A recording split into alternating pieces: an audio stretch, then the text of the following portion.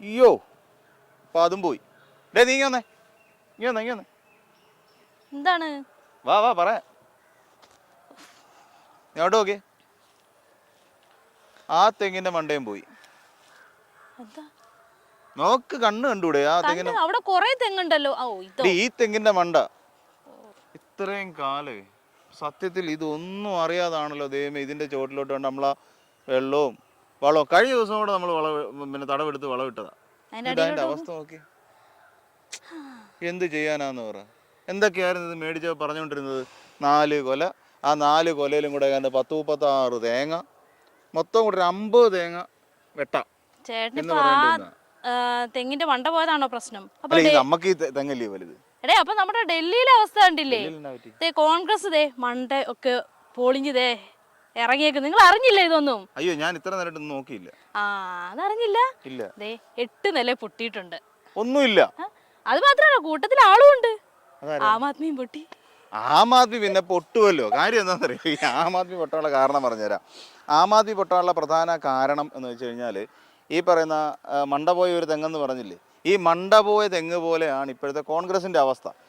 India മുന്നണി ആരാ നേതൃത്വം കൊടുത്തത്? പക്ഷെ ഇത്രയും ദിവസം അങ്ങനെ അല്ലായിരുന്നു. ഇത്രയും ദിവസം ഘോരം എന്തൊക്കെയായിരുന്നു. ജമുന പ്യാരിയോ എന്തോ അങ്ങനെ എന്തോ ഒരു പ്യാരി ബഹൻ എന്ന് പറഞ്ഞിട്ടൊരു പദ്ധതി ഒക്കെ ഉണ്ടാക്കിയെടുത്തായിരുന്നു ഇവര്.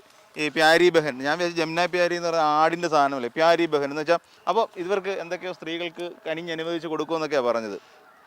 പക്ഷേ അങ്ങനെ പുച്ഛിക്കണ്ട.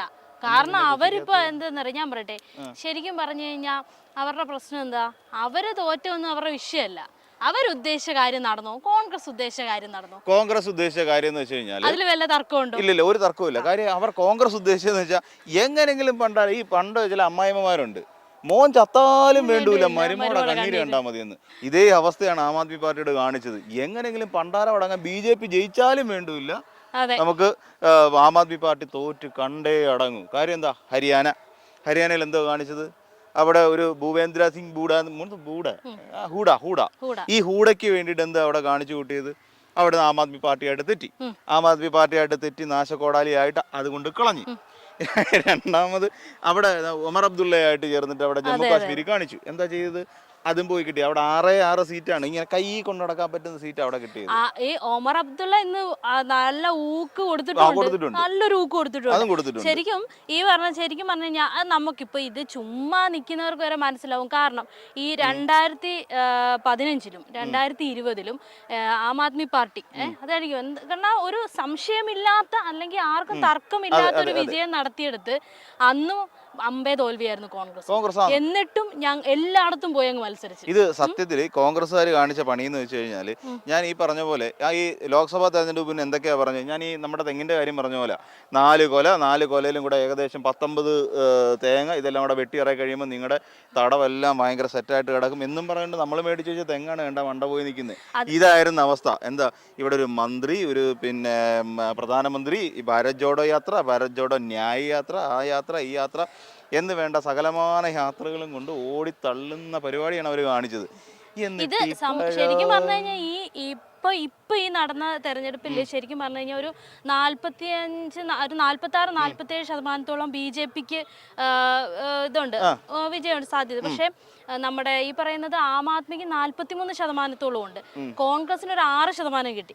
പക്ഷെ അന്ന്, അതായത് ലോക്സഭാ തെരഞ്ഞെടുപ്പില് അന്ന് ആം ആദ്മിയുടെ കൂടെ നിന്ന കോൺഗ്രസ് ഇന്ന് കൂടെ നിന്നിരുന്നെന്നുണ്ടെങ്കിൽ ശരിക്കും പറഞ്ഞാൽ BJP തകർക്കാമായിരുന്നു. ഈ പറയുന്ന പ്രശ്നങ്ങൾ ഉണ്ടായത് കൊണ്ട് തന്നെയാണ് സത്യത്തില് ഈ ഹരിയാന BJPയുടെ കൈ കൊണ്ട് കൊടുത്തു. നയാബ് സിംഗ് സൈനി എന്ന് പറയുന്ന ഒരു മുഖ്യമന്ത്രിയെ ഹരിയാനക്കാരിൽ ഒരുത്തന് പോലും ഇഷ്ടമല്ല, എന്നിട്ടും സൈനി മുഖ്യമന്ത്രിയായി.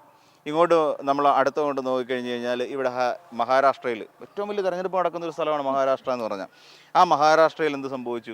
മഹാരാഷ്ട്രയും എടുത്ത് മഹായുതിയുടെ കയ്യിലേക്ക് കൊണ്ട് കൊടുത്തു. മഹായുതിക്കാരെ നിങ്ങൾ ഭരിച്ചോളൂ, ഫഡ്നാവിസ് ഏട്ടാ നിങ്ങൾ ഭരിച്ചോളൂ എന്ന് പറയുന്ന രീതിയിൽ കൊണ്ടുവന്ന് കൊടുത്തു. ഇപ്പൊ ഡൽഹിയിൽ ഇനിയിപ്പോ ആരാ വരാൻ പോകുന്നത്, മുഖ്യമന്ത്രി സ്ഥാനാർത്ഥി ആരാവുന്നുള്ളത് നമ്മൾ കണ്ടു. BJP ജയിപ്പിച്ചത് പ്രിയങ്ക രാഹുലും കൂടെ ഒരു സംശയമില്ല. ഈ പറയുന്ന 2 എണ്ണവും കൂടെ ചേർന്നിട്ട് അനിയത്തിയും ചേട്ടനും കൂടെ ഇവിടെ കിടന്ന് നാട്ടുകാരെ പൊട്ടറായി കളിക്കുകയല്ലേ.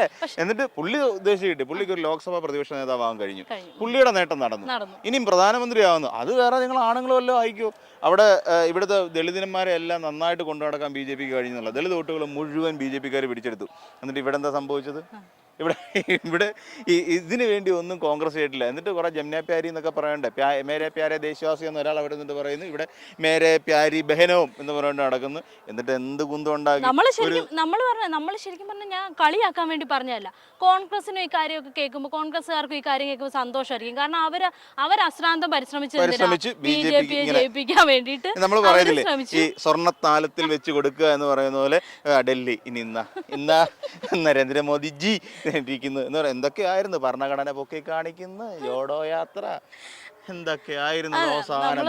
അവർക്ക് സന്തോഷമാണ്, അവർ ഉദ്ദേശിച്ചത് എന്താ, അവർ ഉദ്ദേശിച്ച കാര്യങ്ങളൊക്കെ നടത്തി അവർ ഹാപ്പിയാണ്. അല്ല, എന്നിട്ടും അതല്ല എനിക്ക് മനസ്സിലാവാതെ, ഈ കേരളത്തിലുള്ളവന്മാരെല്ലാം കൂടെ ഈ രാഹുൽജിയെ എടുത്തു പൊക്കിക്കൊണ്ട് നടക്കുന്ന അവസ്ഥയെന്ന് ആലോചിച്ച് നോക്കിയേ. രാഹുൽജി, ഞങ്ങളുടെ സ്വന്തം സഹോദരി പ്രിയങ്കാജി, ഇവരൊക്കെ ഒന്ന് വയനാട്ടിലങ്ങ് ജയിപ്പിച്ച് പൂത്തിരി കത്തിപ്പിക്കുന്ന പോലെ ജയിപ്പിച്ചതാണ്. എന്നിട്ട് ഇപ്പൊ എന്തായി അവസാനം? ഒന്നുമില്ലാത്തൊരവസ്ഥയിലേക്ക് എത്തി. അല്ല, സത്യത്തില് ഇപ്പൊ ഈ കോൺഗ്രസിന്റെ അവസ്ഥ കാണുമ്പോ എനിക്കൊരു കാര്യം പറയാൻ തോന്നുന്നു. അങ്ങോട്ട് നോക്കിയേ, മണ്ട പോയ തെങ്ങല്ലേ. അത് തന്നെ.